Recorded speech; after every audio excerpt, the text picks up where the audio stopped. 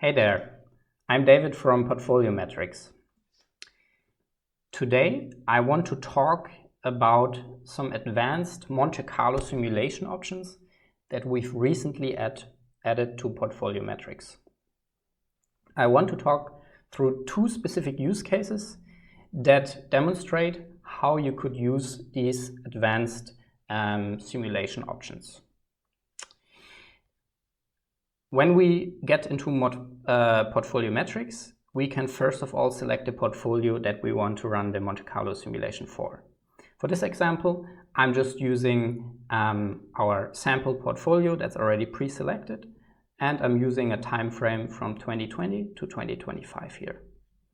Also to note, the initial starting value of our portfolio is $10,000. We can now submit this portfolio, and to get to the Monte Carlo simulation we can scroll down, or we can directly click on the Monte Carlo tab up here. For this example, let's assume we want to run the Monte Carlo simulation, or we want to forecast the returns using Monte Carlo for 10 years. As you can see here, we have now added different estimation methods for the return and for the covariance. The reason for this is that the results that you will get from the Monte Carlo simulation depend largely on the estimation methods that are being used in the background. To demonstrate this, let's assume in the first example that we have an investor that wants to forecast the portfolio for 10 years based on a time frame that we have selected from 2020 to 2025. But the investor knows that in the beginning of this time frame there was the COVID pandemic, and believes therefore that the data is a little bit skewed.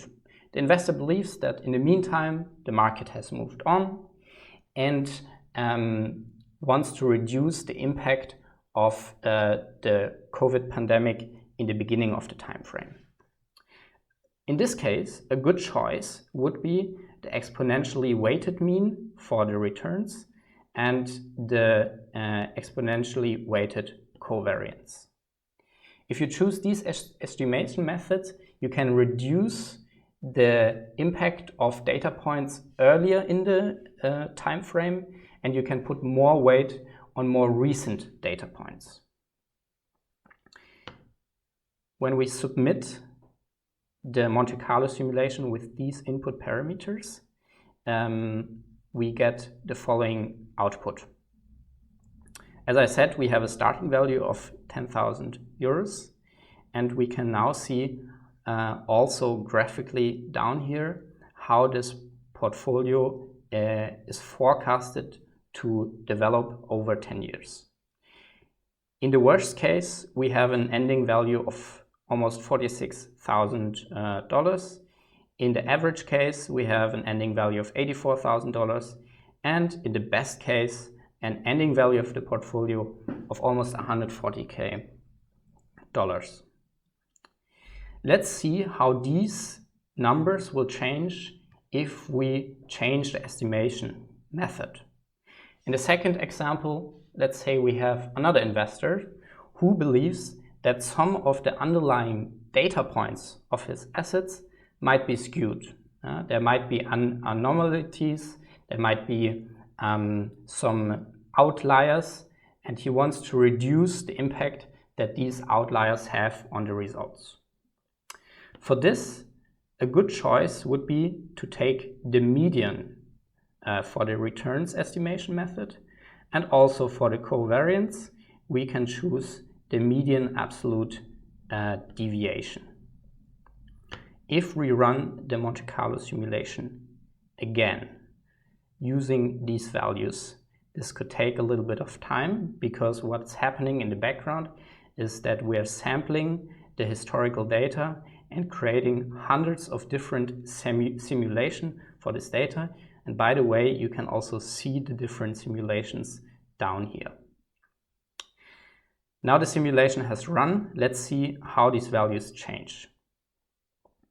We see now that the ending value of the portfolio in the worst case is 70,000, in the average case almost 110,000, and in the best case even $163,000.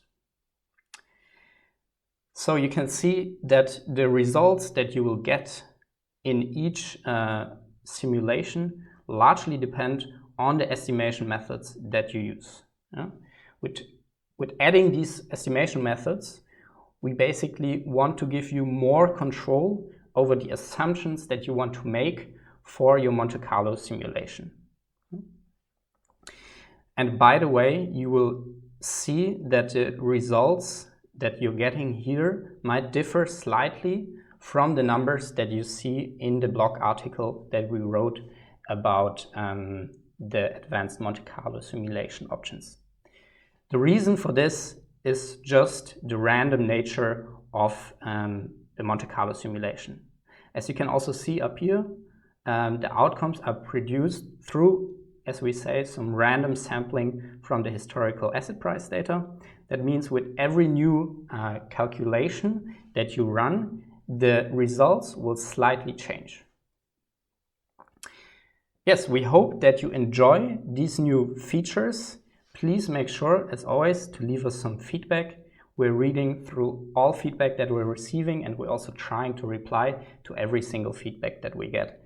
It really helps us to make sure that we're developing Portfoliometrics into a direction that is really valuable for the investors.